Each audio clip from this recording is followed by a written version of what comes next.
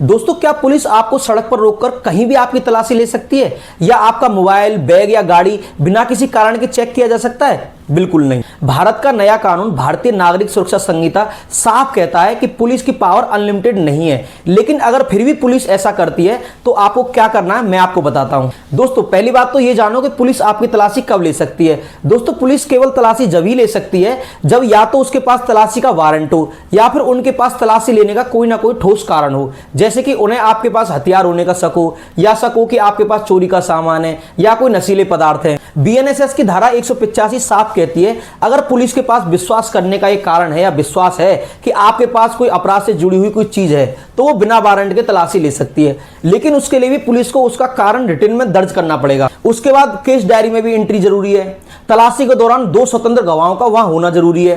तलाशी आपके सामने ही होना जरूरी है और पूरी तलाशी की वीडियो रिकॉर्डिंग भी होना जरूरी है। तलाशी के बाद क्या क्या सामान बरामद हुआ, इसकी भी एक सूची बनाना भी जरूरी है, और उस सूची पर स्वतंत्र गवाहों के और आपके साइन होना भी जरूरी है। और उसके बाद क्या क्या आपसे बरामद हुआ, उसकी सूचना 48 घंटे के भीतर निकटतम मजिस्ट्रेट को देना भी जरूरी है। अब आप बोलोगे पुलिस तो ऐसा कुछ नहीं करती, मनमाने ढंग से तलाशी करती है, तो मैं आपको बता दूं कि कोर्ट में जब क्रॉस एग्जामिनेशन के टाइम जब वकील पुलिस से सवाल करता है ना कि तुमने तलाशी के दौरान ये नियम क्यों नहीं फॉलो किए, तो उनके थूक सूख जाते हैं, क्योंकि पुलिस को पता है कि उनके खिलाफ भी विधि की अवज्ञा करने का मामला दर्ज हो सकता है। कई बार कोर्ट ने गलत तरीके से हुई तलाशी में मिले सबूत भी अमान्य माने हैं। अब सबसे जरूरी बात यह कि यदि आपको रास्ते में पुलिस रोके, अगर पुलिस गलत तरीके से तलाशी लेती है या आपके साथ गुंडागर्दी करती है, तो आप पुलिस के खिलाफ बीएनएस की धारा 198 public servant deserving law with intent to cause injury to any person का मामला दर्ज करवा सकते हैं। तो याद रखिए, पुलिस का काम है कानून लागू करना, लेकिन आपका अधिकार है कानून को जानना। अगर आप जागरूक हैं तो कोई भी आपकी स्वतंत्रता में कोई भी दखल नहीं दे सकता।